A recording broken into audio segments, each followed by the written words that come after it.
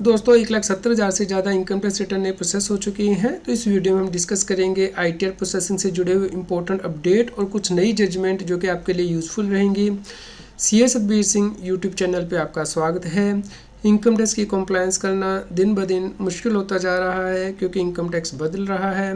इसलिए आप हमारे यूट्यूब चैनल को सब्सक्राइब कर लें ताकि आपको रेगुलर अपडेट मिलते रहें। आप हमें व्हाट्सएप चैनल और Telegram channel CA Satbir Singh टैक्सिल पे भी सब्सक्राइब कर लें ताकि आपको इनकम टैक्स के रेगुलर अपडेट आपके मोबाइल पे ही मिलते रहें।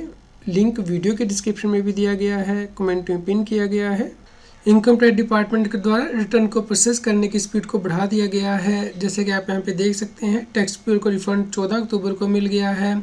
जैसा कि आप यहाँ पे देख सकते हैं टैक्स पेयर को दोपहर में मैसेज आया कि उनकी इनकम टैक्स की रिटर्न प्रोसेस हो गई है और उसी दिन उनका इनकम टैक्स का रिफंड भी आ गया है। टैक्स पेयर को मैसेज आया है कि उनका टीडीएस का मिसमैच है, लेकिन जब उन्होंने अपने 26 ईयर्स को चेक किया तो उसमें टीडीएस बिल्कुल सही है। दोस्तों इस केस में आपको अपनी इनकम टैक्स की रिटर्न को चेक करना है कि उसमें जो टैन नंबर है डिडक्टर का वो सही एंटर किया हो, अमाउंट सही एंटर किया हो और उसकी वजह से मिसमैच ना हो। तो यदि आपकी एंट्रियाँ बिल्कुल सही है, इनकम टैक्स रिटर्न में टीडीएस सही है, टैन नंबर सही एंटर किया है, तो उस केस में आपको अपनी इनकम टैक्स की रिटर्न को रीप्रोसेस करवाना है। इनकम टैक्स के पोर्टल पे रेक्टिफिकेशन में जाके रीप्रोसेस द रिटर्न की ऑप्शन दी हुई है, उसको आप ऑप्ट कर सकते हैं। जिन टैक्स पेयर ने 5 जून को रिटर्न फाइल की थी उनका भी इनकम टैक्स का रिफंड आ गया है। यहाँ पे टैक्स पेयर ने आईटीआर 1 फाइल की थी जो कि नॉर्मली सैलरीड एम्प्लॉय के केस में फाइल की जाती है। तो इसे प्रोसेस करने में भी इनकम टैक्स डिपार्टमेंट ने बहुत ज़्यादा टाइम लिया है। यदि आपकी रिटर्न प्रोसेस नहीं हुई है तो आपको वेट करना है।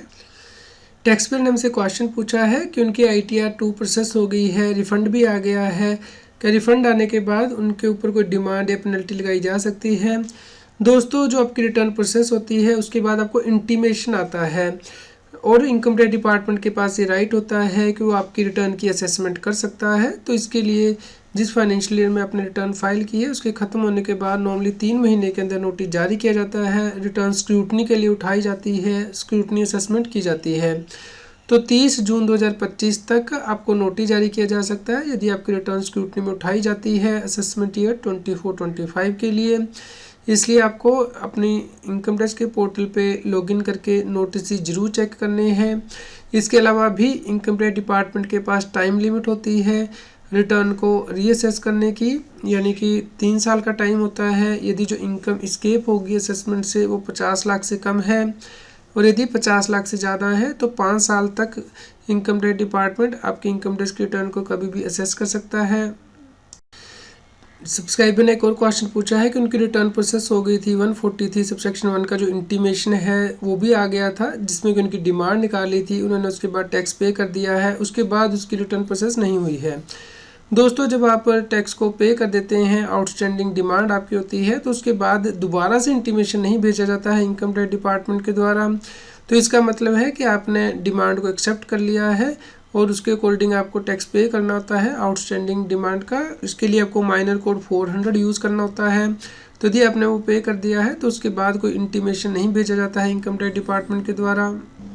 इनकम टैक्स डिपार्टमेंट के द्वारा डायरेक्ट टैक्स की स्टैटिस्टिक्स रिलीज़ की गई है कि 2013-14 की यदि कंपैरिजन की जाए 2023-24 से तो कितना फ़र्क पड़ा है। नेट डायरेक्ट टैक्स कलेक्शन 206.95% बढ़ गए हैं, यानी कि 6,38,000 करोड़ से बढ़ के 19,60,000 करोड़ के आसपास की जो डायरेक्ट कलेक्शन है वो हो चुकी है।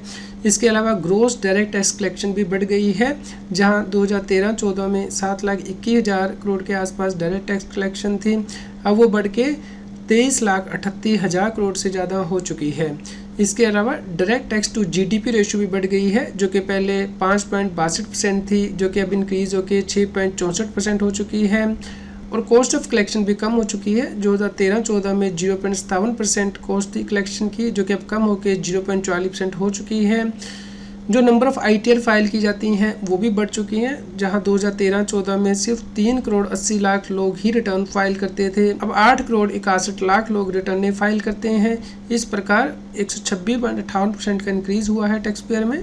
दोस्तों यदि किसी टैक्स पेयर की डेथ हो जाती है तो उसके बाद नोटिस इनकम टैक्स ऑफिसर उसके नाम से इशू नहीं कर सकता है। इसके लिए इम्पोर्टेंट डिसीजन हाई कोर्ट के द्वारा दिया गया है। यहाँ पे टैक्स पेयर की डेथ हो गई थी और उसके बाद उसके जो लीगल एयर थे उन्होंने इन्फॉर्म कर दिया था असेसिंग ऑफिसर को कि टैक्स पेयर की डेथ हो चुकी है, लेकिन फिर भी इनकम टैक्स ऑफिसर के द्वारा जो इनकम टैक्स का नोटिस है वो डिसीज्ड असेसी के नाम से जारी कर दिया गया, जो कि इलीगल माना गया इनकम टैक्स एक्ट के अंतर्गत हाई कोर्ट के द्वारा। तो इस प्रकार आपको ध्यान रखना है कि यदि किसी टैक्स पेयर की डेथ हो जाती है तो आप इमीडिएटली इन्फॉर्म कर दीजिए असेसिंग ऑफिसर को, ताकि बाद में यदि कोई कार्रवाई होती है तो आप प्रूव कर पाएँ कि आपने टाइमली एक्शन लिया था, असेसिंग ऑफिसर को इन्फॉर्म कर दिया था। दोस्तों यहाँ पे आपको ये भी ध्यान रखना है कि यदि कोई असेसिंग ऑफिसर किसी टैक्स पेयर को इनकम टैक्स का नोटिस जारी करता है तो उसे जारी करने से पहले उसे स्पेसिफाइड अथॉरिटी से अप्रूवल लेनी होती है। तो यहाँ पे यदि वो ये अप्रूवल नहीं लेता है तो उसने जो नोटिस जारी किया है उसे वैलिड नहीं माना जा सकता। तो इसके लिए ऑलरेडी हाई कोर्ट ने डिसीजन दे दिया था, लेकिन जिसके अगेंस्ट के income tax department supreme court के पास गया था। अब सुप्रीम कोर्ट ने इनकम टैक्स डिपार्टमेंट की SLP यानी कि स्पेशल लीव पटिशन को डिसमिस कर दिया है।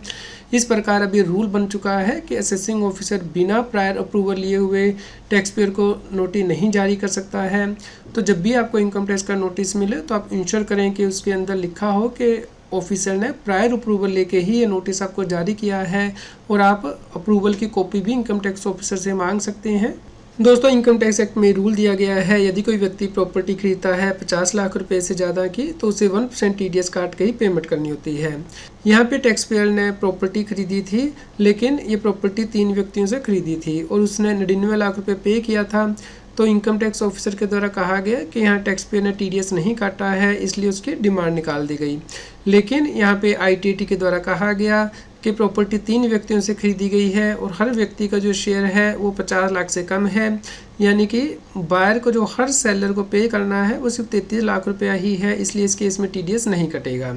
तो इस प्रकार जो इनकम टैक्स ऑफिसर ने डिमांड रेज की है वो सही नहीं है। दोस्तों अब इस प्रोविज़न में बदलाव हो चुका है 1 अक्टूबर से। अब भले ही आपके एक से ज़्यादा सेलर हैं प्रॉपर्टी के या फिर एक से ज़्यादा बायर हैं, यदि प्रॉपर्टी की वैल्यू 50 लाख से ज़्यादा है या सर्कल रेट 50 लाख से ज़्यादा है तो उस केस में आपको TDS काटना होता है। तो बैक डेट में जितने भी केसेस हैं उस केस में आप इस प्रकार की जजमेंट से हेल्प ले सकते हैं, लेकिन फ्यूचर में 1 अक्टूबर से आपको TDS काटना ही है यदि प्रॉपर्टी की वैल्यू 50 लाख से ज़्यादा है। 16 अक्टूबर को 1,70,000 से ज़्यादा इनकम टैक्स की रिटर्नें प्रोसेस हुई हैं और टोटल रिटर्नें आज तक 7 करोड़ 38 लाख प्रोसेस हो चुकी हैं। आप यहां पे डे वाइज देख सकते हैं कि कितनी रिटर्नें डेली प्रोसेस की जा रही हैं इनकम टैक्स डिपार्टमेंट के द्वारा। पिछले 57 दिनों में 2 करोड़ 43 लाख से ज़्यादा इनकम टैक्स रिटर्नें प्रोसेस की गई हैं। जो average number of ITR process की जा रही हैं एक दिन में वो कम हो चुकी हैं, 4,27,000 उन्होंने एवरेज। यहाँ पे आप देख सकते हैं कुछ दिनों में तो सरकार ने बहुत कम रिटर्नें प्रोसेस की या फिर नहीं भी की, जिसकी वजह से एवरेज डाउन हो चुकी है।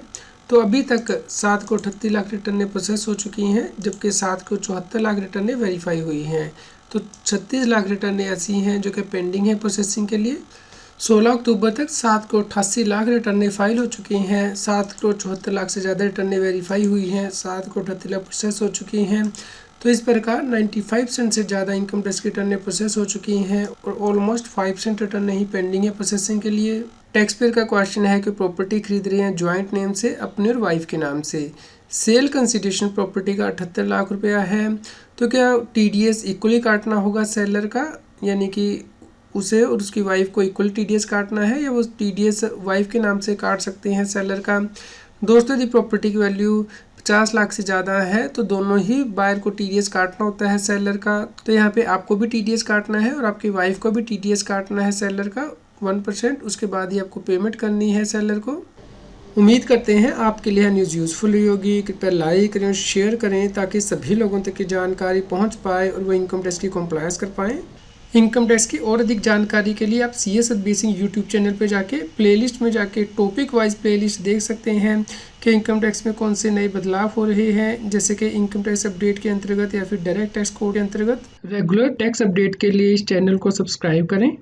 आप हमें Telegram app CS Satbir Singh टैक्सिल पर ज्वाइन कर सकते हैं ताकि आप GST और इनकम टैक्स के रेगुलर अपडेट अपने मोबाइल पर ही प्राप्त कर सकें।